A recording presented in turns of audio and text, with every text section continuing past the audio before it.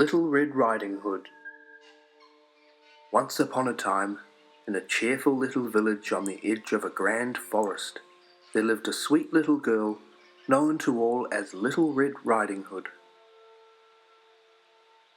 She wore a bright red cloak sewn by her grandmother, and wherever she went, her cloak danced behind her like a flame.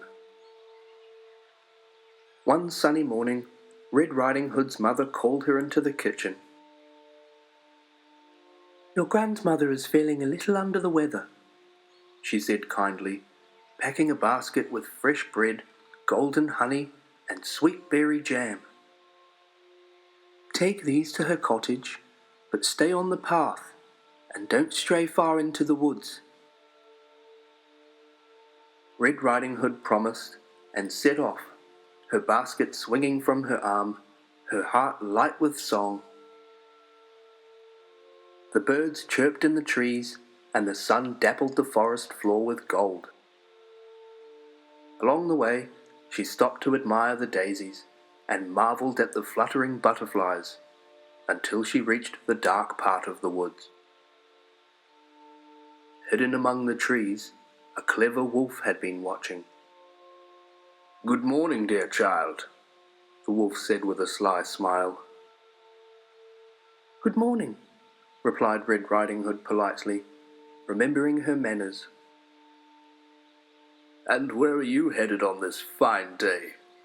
the wolf asked, feigning curiosity. "To my grandmother's cottage, past the 3 big oak trees and down the winding path." The wolf, quick of wit and quicker of paw, hatched a plan. While Red Riding Hood lingered to pick up a bouquet of wild flowers, he darted down a shortcut and arrived at grandmother's cottage first.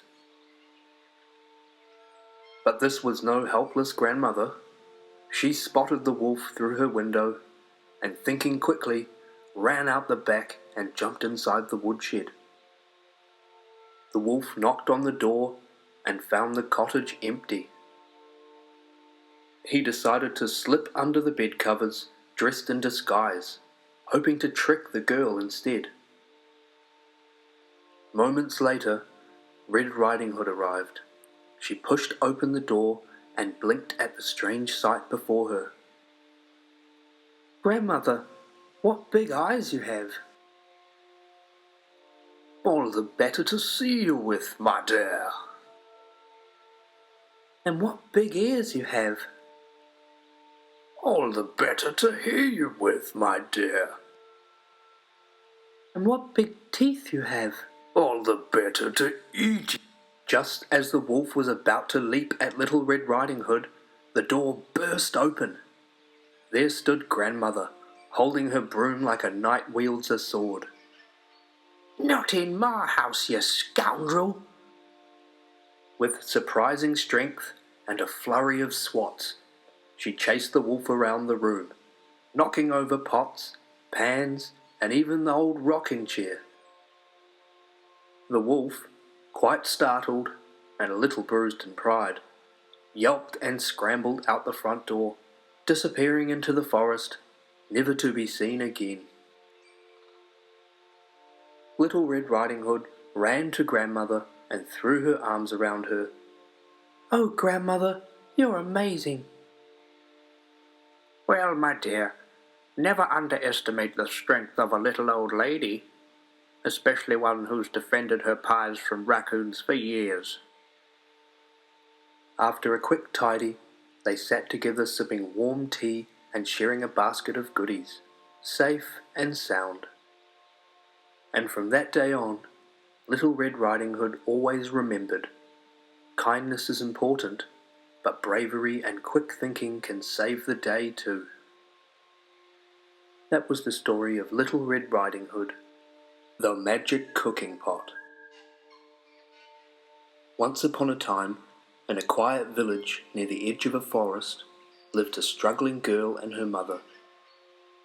They were kind and humble, but very poor, and often had nothing much to eat. One day, the girl walked into the woods, hoping to find food. There, she met an old woman who offered her a gift, a small metal pot. The pot, the woman explained, had simple magic. When the girl said the words, "Cook, little pot, cook," it would fill with warm, sweet porridge. And when she said, "Stop, little pot, stop," it would cease. The girl thanked her and returned home. That evening she tried the pot. At her words, the pot began to simmer. Slowly it filled with creamy porridge, soft and sweet. She and her mother ate their fill, and for the first time in many days they were content. Life became peaceful, and hunger no longer troubled their home. But one day the girl went out, leaving her mother alone. The mother grew hungry and remembered the pot's magic. She called the pot to cook, and it did. The porridge bubbled and rose, filling the pot, then the table, then spilling to the floor. The mother had forgotten how to make it stop. The porridge poured out of the house and into the street.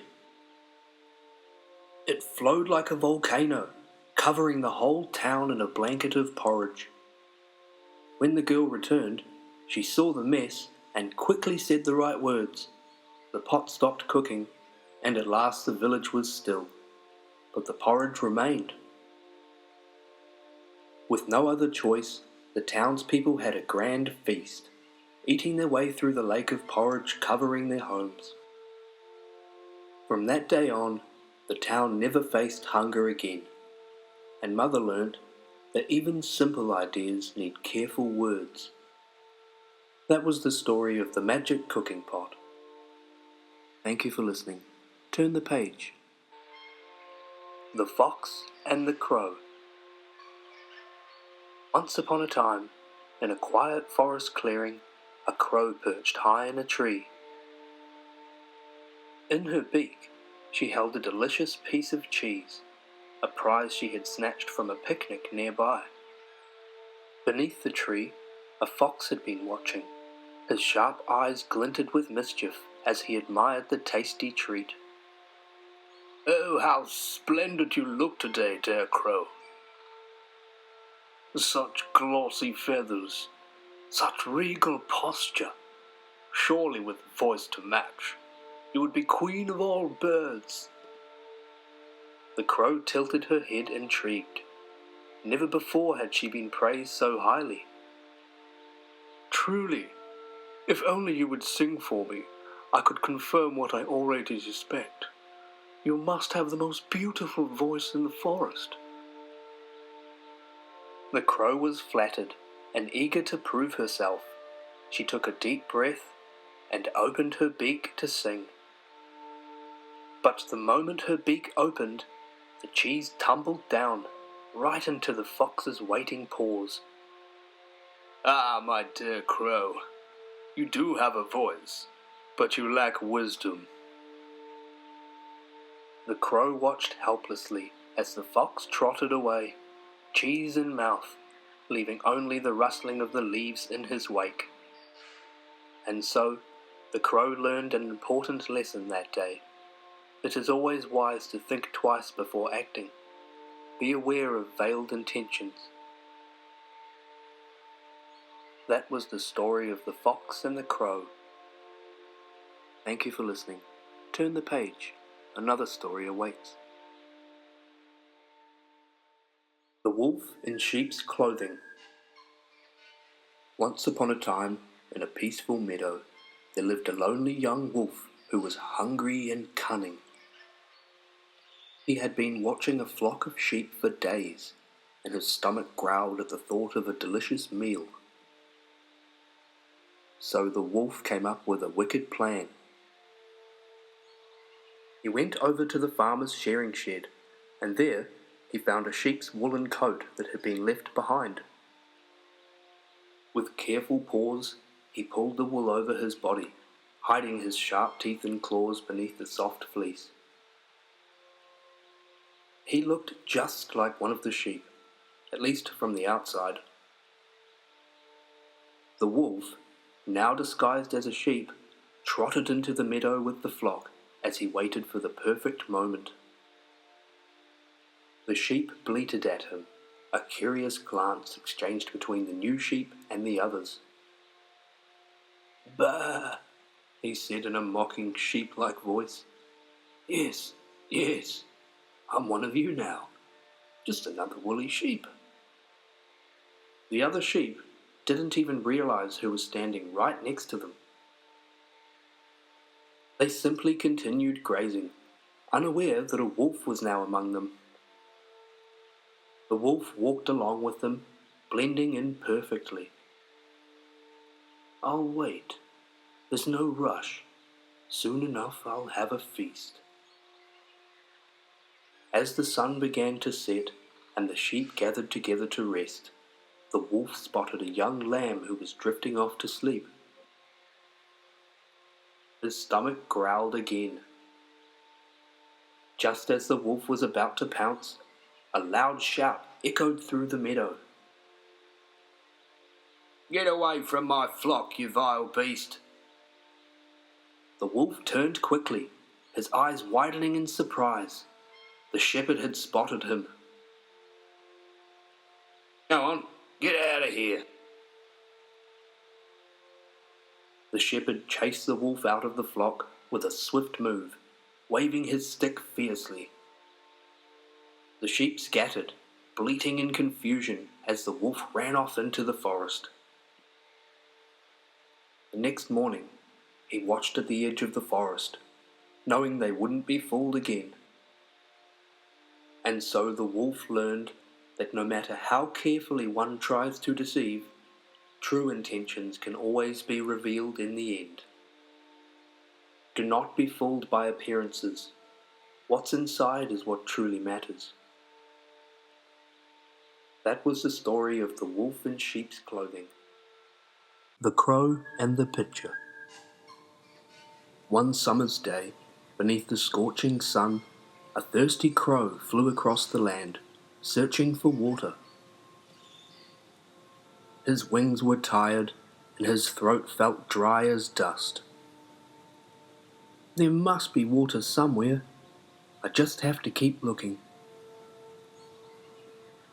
At last he saw it, a tall pitcher standing by a cottage wall. Its rim gleamed in the sunlight, and inside he could see the shimmer of water. "Finally! I knew I'd find something." The crow landed beside the pitcher and peered inside, feeling frustrated. When he tried to dip his beak in, he found the water was too low. No matter how far he stretched, he couldn't reach it. No, this can't be. I found water, but I still can't drink. What can I do? He glanced around the corner of the cottage, hoping to find more water. There, he noticed a small stack of pebbles nearby. If I drop this in, maybe it will do something. The crow returned to the pitcher and dropped in the pebble. The water moved. The crow suddenly had an idea. Yes, if I drop in more stones, the water will rise. One by one, he picked up small stones and dropped them into the pitcher. With each stone, the water level rose. Slowly but surely, his plan was working. He kept working, one pebble after another, until the water finally reached right to the brim of the pitcher. The crow dipped his beak in and drank deeply, feeling the cool refreshment ease his thirst. If I had given up, I would have stayed thirsty, but I used my mind instead of just my wings, and that made all the difference. And so the crow learned, when faced with a challenge, Clever thinking and patience can solve even the trickiest of problems. That was the story of the Crow and the Pitcher, the Fox and the Stork. A clever fox once fancied himself a bit of a trickster. One fine afternoon, he invited his neighbour, the Stork, to dinner. "Come dine with me, dear friend. I've prepared a lovely soup." The Stork happily accepted, but when she arrived, she found the soup served in shallow bowls. The fox lapped his up easily, slurping and grinning, while the poor Stork could only dip her long beak in vain. She left hungry, though she kept her dignity. A few days later, the Stork returned the invitation. "Come to my place tomorrow. I've cooked something special." When the fox arrived, the smell was divine, but to his dismay, the meal was served in tall, narrow jars, perfect for a stork's beak, impossible for a fox's snout. "This hardly seems fair." "Oh, I thought you'd enjoy a taste of your own trick." In that moment, the fox learned. Tricks played on others often come back to the trickster. That was the story of the Fox and the Stork, the goose that laid the golden eggs. Once upon a time, there was a humble farmer who had recently inherited a goose. This was no ordinary goose, for each day, when the farmer would check the nest, he would find a beautiful golden egg. Every day, the farmer would pick up the egg, amazed at its beauty and value. With each egg, his life grew a little brighter, and he was able to sell it for enough money to live comfortably. But as time went on, the farmer grew impatient. "Why wait for one egg a day," he thought, "when I could have all the golden eggs at once?" So, in his greed, he decided to try and squeeze the goose, believing many golden eggs would come out at once. But when he tried to grapple the goose, it kicked back. With feathers flying in the farmer's face, the goose flapped out the door, never to be seen again. No golden eggs, no riches. The farmer realized too late that in his greed he had lost the very source of his wealth. And so the farmer learned, do not take more than you need. Patience and contentment will bring a joyful and prosperous life. That was the story of the goose that laid the golden eggs. Subscribe for more stories. Thank you for listening.